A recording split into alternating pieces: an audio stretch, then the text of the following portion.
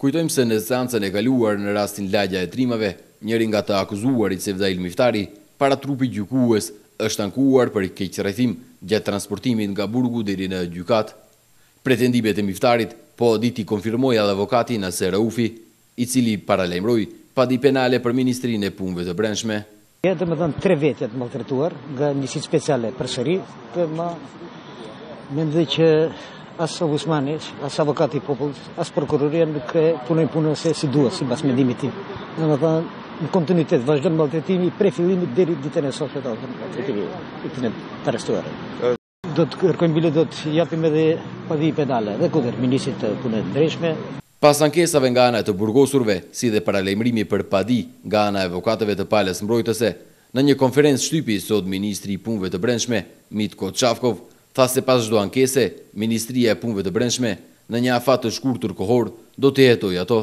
Секоја поплака или секој сигнал за zlopotreба na policisë. Çdo ankesë apo çdo sinjal për keqpërdorimin e autorizimeve policore për sjellje jo përkatëse policore, pavarësisht kundër kujt, a bëhet fjalë për persona të dyshuar apo që janë në procedurë gjyqësore, ne do të reagojmë në mënyrë eksplicite ndaj një sjellje të tillë të jashtëligjshme dhe jo përkatëse nga zyrtarët policor, dhe me siguri se do të jetojmë këto ankesa në një periudhë të shkurtër kohore. E shohim këtë si një zbrastir, sepse me të vërtetë duam që të eliminojmë çdo mundësi për keqpërdorimet e kompetencave policore në këto raste. Една празнина, бидејќи навистина сакаме да елиминираме секаква можност за злоупотреба на полициското гостување во овие процеси.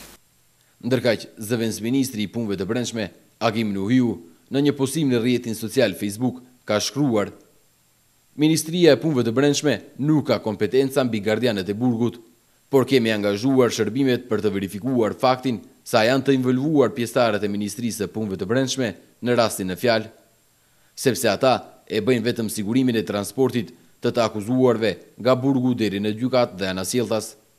Në rastin lagja e trimave, tashmë gjykohen 37 të akuzuar për veprat penale, terrorizëm dhe mbështetje logjistike. Të akuzuarit, qysh në seancën e parë, janë ankuar se po keqtrajtohen nga gardianët e burgut, por edhe nga një siti special që kryen transportin e tyre nga burgjet deri në gjykata.